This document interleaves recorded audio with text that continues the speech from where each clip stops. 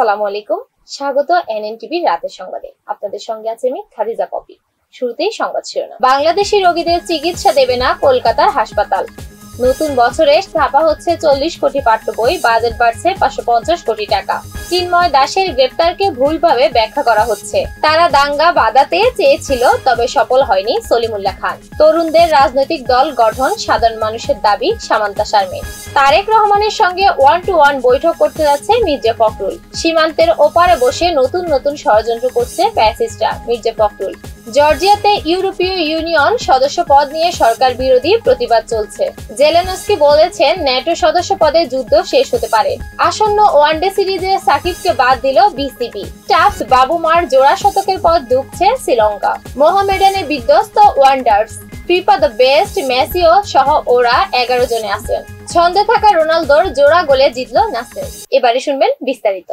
ভারতের পশ্চিমবঙ্গের উত্তর কলকাতার মানিকতলা এলাকায় জে.এন. রায় হসপিটাল বাংলাদেশের রোগীদের চিকিৎসা সেবা বন্ধ করার ঘোষণা দিয়েছে। হাসপাতাল কর্তৃপক্ষ বলেন, তারা বাংলাদেশে ভারতের পতাকা অবমাননা এবং সেখানে সংখ্যালঘু হিন্দুদের উপর অত্যাচারের ঘটনার বিরুদ্ধে প্রতিবাদ স্বরূপ এই সিদ্ধান্ত নিয়েছে। শুক্রবার 30 নভেম্বর জে.এন. রায় হাসপাতাল এক বিজ্ঞপ্তি জারি করে জানায় যে তারা অনির্দিষ্টকালের জন্য কোনো বাংলাদেশি রোগীকে ভর্তি করবেন না। হাসপাতালের কর্মকর্তা শুভ্রাংশু বক্ত বলেন, এই সিদ্ধান্তটি পতাকা অবমাননার বিরুদ্ধে এবং বাংলাদেশের উপর ভারতের অতীত সহায়তার প্রতি অসম্মান দেখানোর প্রতিবাদে নেওয়া হয়েছে। এই বিষয়ে বিস্তারিত জানাচ্ছেন অরণি আক্তার। ইন্দ্রনীল সাহা একজন প্রখ্যাত ভারতীয় স্ত্রীরোগ বিশেষজ্ঞ। এর আগে বাংলাদেশি রোগী দেখা বন্ধ করার ঘোষণা দেন। তিনি সামাজিক যোগাযোগ মাধ্যমে ভারতীয় পতাকার অবমাননার একটি ছবি শেয়ার করে লেখেন যে দেশ আগে পরে রোজগার। এই ঘটনা ভারত বাংলাদেশ সম্পর্কের ওপর একটি নতুন আঙ্গিক যোগ করেছে, যেখানে সামাজিক ও রাজনৈতিক বিষয়গুলো চিকিৎসা সেবার ক্ষেত্রে শৃঙ্খলার পরিবেশকে প্রভাবিত করছে। এই সিদ্ধান্তের মধ্যে একটি বৃহত্তর সংঘাতের প্রতিফলন দেখা যাচ্ছে, যা দুটি দেশের মধ্যে সম্পর্কের জটিলতাকে প্রতিফলিত করে। এনসিটিবি এবং শিক্ষা মন্ত্রণালয়ের পক্ষ থেকে প্রাথমিক ও মাধ্যমিক শিক্ষা পাঠ্যসূচিতে পরিবর্তনের ফলে নতুন বছরে বইয়ের পরিমাণ বৃদ্ধি পেয়েছে।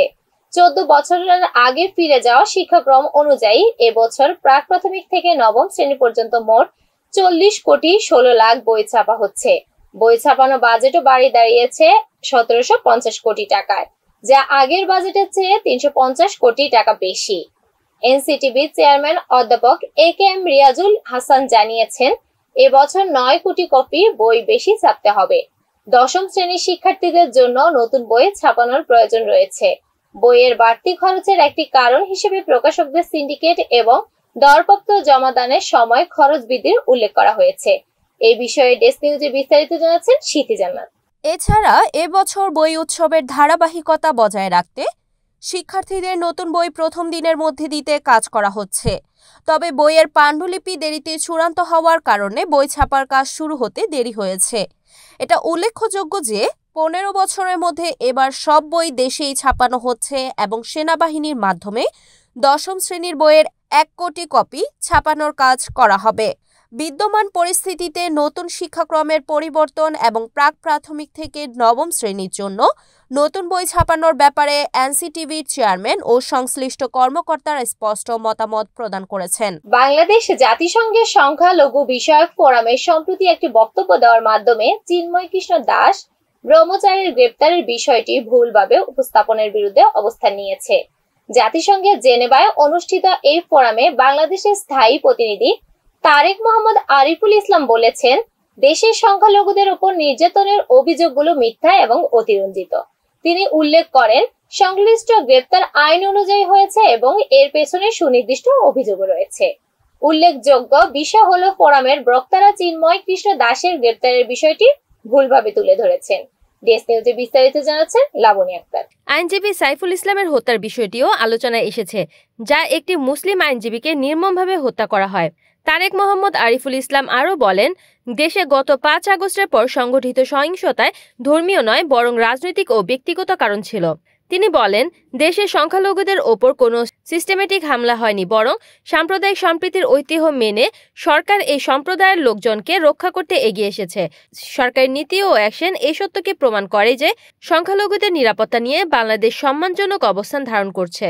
অধ্যাপক সলিমুল্লাহ খান চট্টগ্রামের আইনজীবী সাইফুল ইসলাম হত্যাকাণ্ডকে একটি উদ্দেশ্য প্রণোদিত ঘটনা হিসেবে চিহ্নিত করেছেন, যা সাম্প্রদায়িক সহিংসতা উস্কে দেওয়ার উদ্দেশ্যে ঘটানো হয়েছে।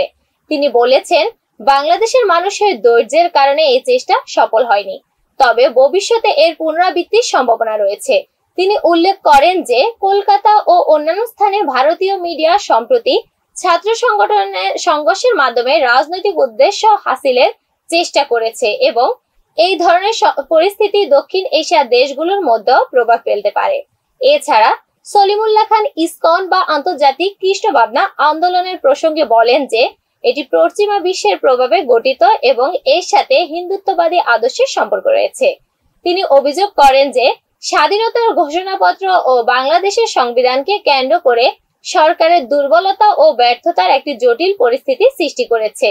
দেশ নিউজে বিস্তারিত জানাচ্ছেন অরণি আক্তার। তিনি সংবিধানের সংস্কারের প্রয়োজনীয়তা ও 1972 সালের মূল আদর্শগুলো নিয়ে মন্তব্য করে বলেন, বর্তমান পরিস্থিতি সাম্য, মর্যাদা ও সুবিচার প্রতিষ্ঠায় বাধা সৃষ্টি করছে।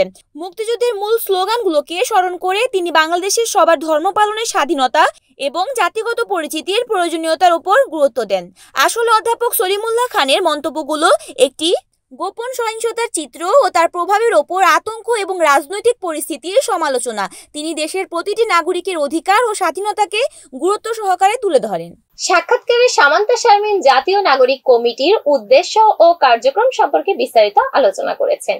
তিনি উল্লেখ করেছেন যে জুলাই আন্দোলনের পর বিভিন্ন শ্রেণী পেশার মানুষের সুসংগঠিত প্ল্যাটফর্ম তৈরি করার প্রয়োজনীয়তা অনুভব করেন, যার ফলে জাতীয় নাগরিক কমিটি গঠিত হয়।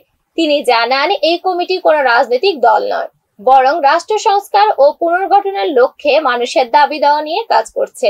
সামান্তা বলেন, বাংলাদেশের রাজনৈতিক নেতৃত্বে তরুণদের যথাযথ প্রতিনিধিত্ব নেই, তাই তাদের রাজনৈতিক দল গঠনের দাবি উঠেছেও, তবে বিষয়টি নিয়ে এখনো তাদের কোনো চূড়ান্ত আলোচনা হয়নি।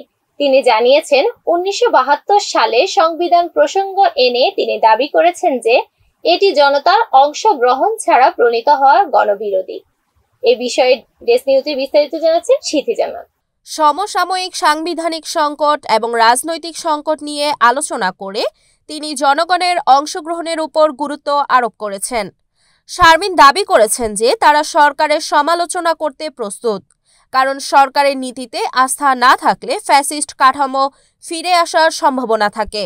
শেষ পর্যন্ত তিনি জাতীয় নির্বাচনের বিষয়েও জনগণের ভোটাধিকার রক্ষার প্রয়োজনীয়তা এবং অন্তর্বর্তী নির্বাচন কার্যক্রমের বৈধতার দিকে ইঙ্গিত করেছেন।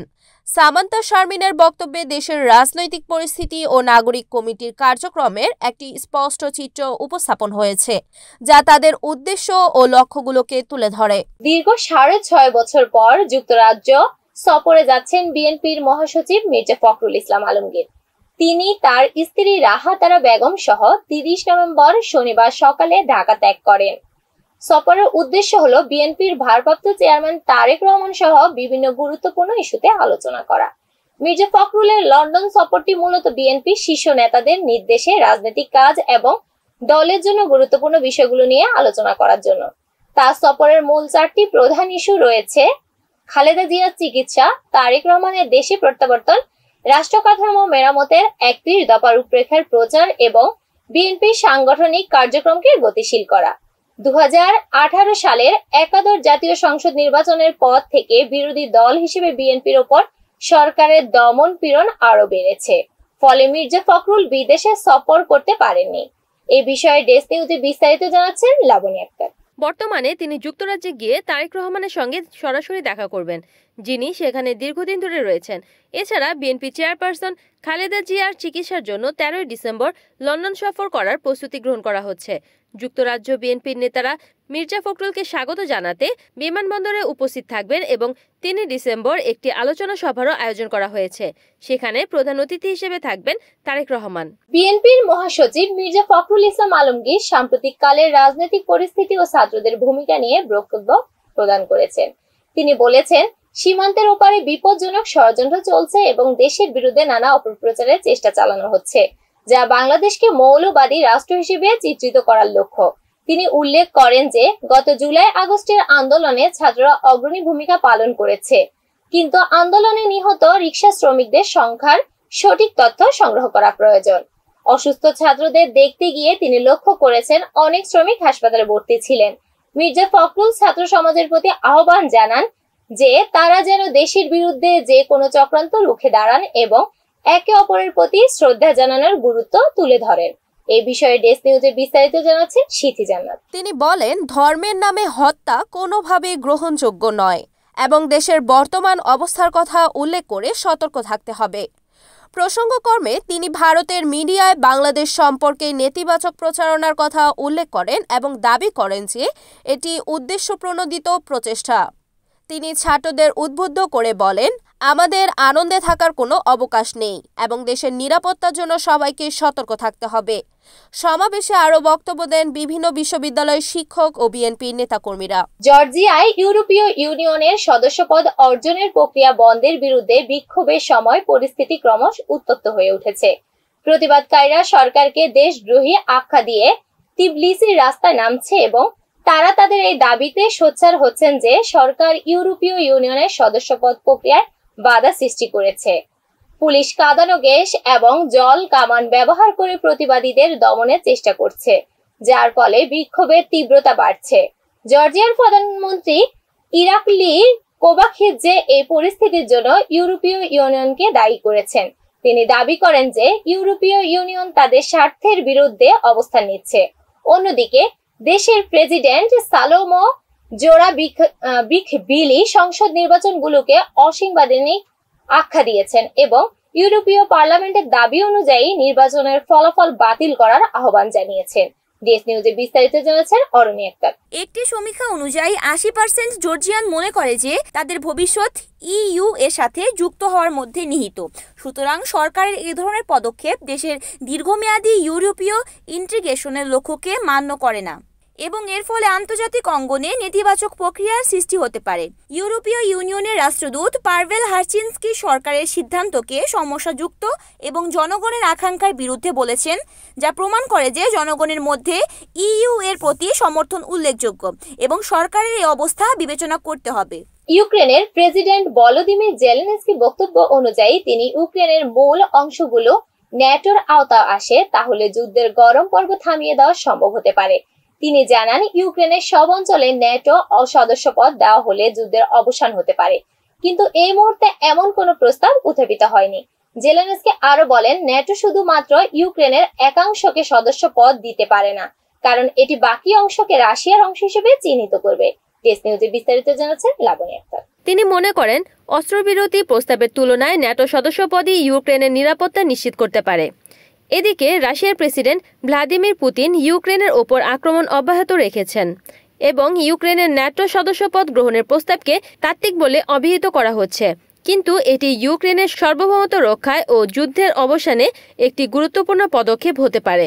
জেলেনস্কি আশা প্রকাশ করেছেন যে মিত্ররা যদি দৃঢ় সংকল্প দেখায় তবে যুদ্ধ আগামী বছর শেষ হতে পারে।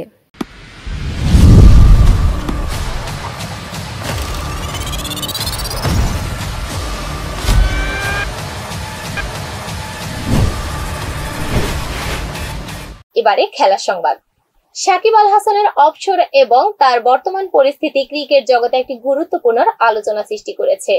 টেস্ট ও টি-20 ক্রিকেট থেকে তিনি অবসর নিলেও ওয়ানডে ক্রিকেটে তার উপস্থিতি এখনো প্রয়োজন। তবে আসন্ন ওয়েস্ট ইন্ডিজের বিপক্ষে 3 ম্যাচের ওয়ানডে সিরিজে তাকে না রাখার সিদ্ধান্ত নেওয়া হয়েছে। সাকিবের নাম না থাকার কারণ হিসেবে বিসিবি জানিয়েছে যে সাকিব কিছু শর্ত অনুযায়ী যা বিসিবি মেনে নেয়নি। সেই শর্তগুলোর মধ্যে ছিল দেশের মাটিতে খেলার স্বাধীনতা, ব্যাংক অ্যাকাউন্ট উন্মুক্ত করে দেওয়া এবং দেশে ফেরার ও বিদেশে যাওয়ার নিশ্চয়তা। বোর্ডের একজন কর্মকর্তা বলেছেন, সাকিবের মানসিক স্থিতি এই মুহূর্তে খেলার জন্য উপযুক্ত নয়। অন্যদিকে তিনি সাম্প্রতিক তৃতীয় পক্ষের লিগে খেলার পরও জাতীয় দলে খেলার জন্য প্রস্তুত থাকা নিয়ে সন্দেহ প্রকাশিত হয়েছে। ডেস্ক নিউজে বিস্তারিত জানাচ্ছেন অরণি আক্তার। তার ইতিপূর্বে আফগানিস্তানের সিরিজেও না খেলার সিদ্ধান্ত ছিল তার নিজের, যেখানে তিনি খেলতে পারেনি বলেও জানানো হয়েছে। ক্রিকেটারের বাইরের সমস্যা ও চাপের কারণে সাকিবের বর্তমান পরিস্থিতি ও তার ক্যারিয়ারের একটি বড় চ্যালেঞ্জ তৈরি করছে। ইতিমধ্যে তার বিরুদ্ধে মামলা এবং শেয়ার কারসাজির অভিযোগে জরিমানার মতো ঘটনা তাকে খেলার মাঠ থেকে দূরে রেখেছে। বাংলাদেশের ক্রিকেট বিরুদ্ধ পরিস্থিতি নিয়ে আগ্রহী দর্শকদের জন্য এটি একটি বিবেচ্য বিষয় এবং সাকিবের ওপর চাপ থাকা সত্ত্বেও তার ভবিষ্যৎ সিদ্ধান্তগুলো কিভাবে নেওয়া হবে সেটাই এখন দেখার বিষয়। শ্রীলঙ্কার ক্রিকেট দলের জন্য এই টেস্ট ম্যাচ একটি চ্যালেঞ্জের সম্মুখীন হয়ে দাঁড়িয়েছে। দক্ষিণ আফ্রিকার বিপক্ষে দ্বিতীয় ইনিংসে তারা 5 উইকেটে 103 রান তুলে তৃতীয় দিন শেষ করেছে, যা তাদের হতাশাজনক পারফরম্যান্সের প্রতিফলন ঘটেছে। 516 রানের বিশাল লক্ষ্য তাড়া করতে যাওয়ার পথে শ্রীলঙ্কা ঘুরে দাঁড়াতে পারছে না এবং তাদের ব্যাটিং লাইনআপের দুর্বলতা স্পষ্ট হয়ে উঠেছে। দক্ষিণ আফ্রিকার দুই ব্যাটার ট্রিস্টাস স্টাফস এবং টেম্বা বাবুমা দুর্বল শ্রীলঙ্কার বোলিং আক্রমণের বিরুদ্ধে দারুণ খেলেছেন। তাদের জুটি দক্ষিণ আফ্রিকার ইনিংসকে শক্তিশালী করে তুলেছে। স্টাফস ও বাবুমার শতকগুলো শ্রীলঙ্কার বিপক্ষে চাপ সৃষ্টি করেছে এবং দক্ষিণ আফ্রিকার 5 উইকেট হারানোর পর তাদের ইনিংস ঘোষণা দেওয়ার সিদ্ধান্ত পুরো টেস্টের চিত্র পাল্টে দিয়েছে। অন্যদিকে শ্রীলঙ্কা প্রথম ইনিংসে মাত্র 42 রান গুটিয়ে গিয়ে খুব বেশি চাপের মধ্যে পড়েছিল। দ্বিতীয় ইনিংসের শুরুতেই ওপেনারদের দ্রুত আউট হওয়ার দলের পরিস্থিতিকে আরো কঠিন করেছে। দেশ নিউজে বিস্তারিত জানাচ্ছে সিথি জান্নাত।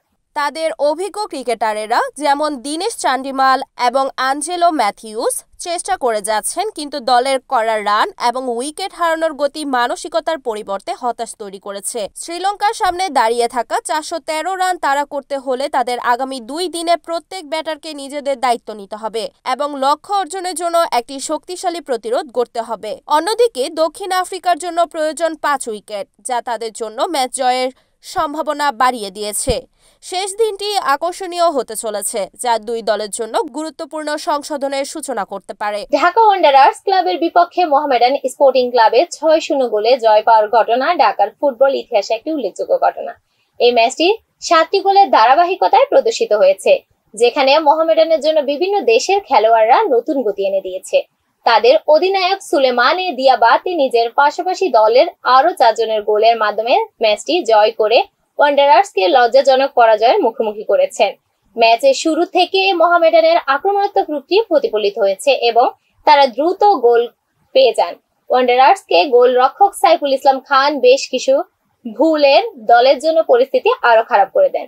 দ্বিতীয়ার্ধে আরো 3 গোল করে মোহামেডান তাদের জয় নিশ্চিত করে এবং ওয়ান্ডারার্সকে বিপিএল এর প্রথম ম্যাচের ব্যাপক পরাজয়ের স্বাদ দেয়। দেশ নিউজে বিস্তারিত জানাচ্ছেন অরণি আক্তার। অন্যদিকে ব্রাদার্স ইউনিয়ন এবং বসুন্ধরা কিংসের ম্যাচগুলো দর্শকদের বিনোদন দিয়েছে। ব্রাদার্স ইউনিয়ন পুলিশ এফসিকে 2-1 গোলে হারিয়ে নতুন মৌসুমের শুভ সূচনা করেছে এবং বসুন্ধরা কিংস চট্টগ্রাম আবাহনীকে 7-0 গোলে উড়িয়ে দিয়ে নিজেদের শক্তিমত্তা প্রমাণ করেছে। এটি প্রিমিয়ার লিগের নতুন মৌসুমে একটি শক্তিশালী সূচনা, যেখানে ক্লাবগুলো বিভিন্ন দেশের খেলোয়াড়দের নিয়ে নিজেদের শক্তি বাড়িয়েছে। তবে ওয়ান্ডারার্সের জন্য এটি একটি কঠিন অধ্যায় এবং তাদের পুনরুদ্ধারের জন্য কঠোর পরিশ্রম করতে হবে। 2023 সালের 21 আগস্ট থেকে 2024 সালের 10 আগস্ট পর্যন্ত সময়ের পারফরমেন্স বিবেচনা করা হয়েছে। এই তালিকায় ওরা 11 জন: Lionel Messi Argentina, Dani Carvajal Spain, Erling Haaland Norway, Federico Valverde Uruguay, Florian Wirtz Germany, Jude Bellingham England, Kylian Mbappe France, Lamine Yamal Spain, Rodri Spain, Toni Kroos Germany, Vinicius Junior Brazil. ফিফার বর্ষসেরা পুরস্কার the best FIFA men's player অ্যাওয়ার্ডের জন্য মনোনীত হয়েছেন Lionel Messi. যদিও এই বছর ব্যালন ডি অরের সংক্ষিপ্ত তালিকায় তার নাম নেই, তবে তিনি 11 জনের প্রাথমিক তালিকায় স্থান পেয়েছেন।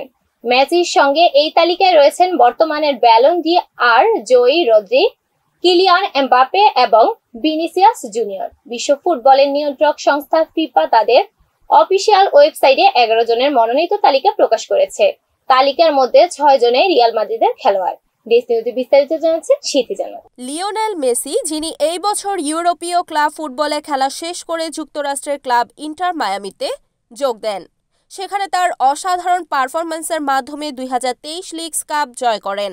তিনি 2024 সালের কোপা আমেরিকা শিরোপাও জিতেছেন এবং 2026 বিশ্বকাপের দক্ষিণ আমেরিকা অঞ্চলের বাছাই পর্বে সর্বোচ্চ 6 গোল করেছেন। অন্যদিকে ফিফা বর্ষসেরা কোচের জন্য 5 জনের একটি তালিকা প্রকাশ করা হয়েছে। এই তালিকায় রয়েছেন রিয়াল মাদ্রিদের coach Carlo Ancelotti, Lionel Scaloni, Luis de la Fuente, Xabi Alonso এবং পেপ গার্দিওয়ালা। এই পুরস্কারের জন্য ভোট দিতে পারবেন ফিফা সদস্য দেশগুলোর অধিনায়ক, কোচ, নির্বাচিত সংবাদ মাধ্যমের প্রতিনিধিরা এবং দর্শকরা। ভোটদানের সময়সীমা 10 ডিসেম্বর পর্যন্ত।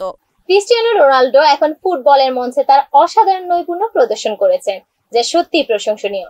বয়স 40 ছুঁই হলেও তিনি এখনো গোল করার ক্ষেত্রে সক্ষম। আল নাসেরের হয়ে সাম্প্রতিক দুটি জোড়া গোল তাকে নিশ্চিতভাবে আত্মবিশ্বাসী করে তুলেছে। সৌদি লীগের ম্যাচে দামামকে 2-0 গোলে হারিয়ে আল নাসের এই জয়ের মাধ্যমে পয়েন্ট টেবিলে একটু এগিয়ে যাওয়ার চেষ্টা করেছে।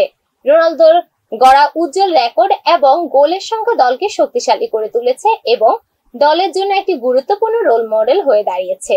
এখন পর্যন্ত তার মৌসুমে গোল সংখ্যা 20টি এবং 4টি অ্যাসিস্ট। তার এই ধারাবাহিকতায় ধর্মীয় দেশে ও আন্তর্জাতিক স্তরে তাকে এখনো একটি মহান খেলোয়াড় হিসেবে প্রতিষ্ঠিত রেখেছে। দেশ নিউজে বিস্তারিত জানাচ্ছেন লাবণী আক্তার। পর্তুগিজ এই মহাতারকা এখন দেখাতে সক্ষম যে বয়সের সঙ্গে সঙ্গে ভাঙার বদলে আরো শক্তিশালী হওয়া যায়। আল নাসরের এই জয় দলটিকে শীর্ষস্থানীয় দলগুলোর সঙ্গে প্রতিযোগিতামূলক রেখেছে, যদিও তাদের আরও উন্নতির সুযোগ রয়েছে। মাঠে তার উপস্থিতি এবং দলের পারফরম্যান্সেও ইতিবাচক প্রভাব ফেলেছে, যা ভবিষ্যতের জন্য উজ্জ্বল সম্ভাবনা বলছে। এই ছিল রাতের সংবাদে। এতক্ষণ সঙ্গে থাকার জন্য ধন্যবাদ।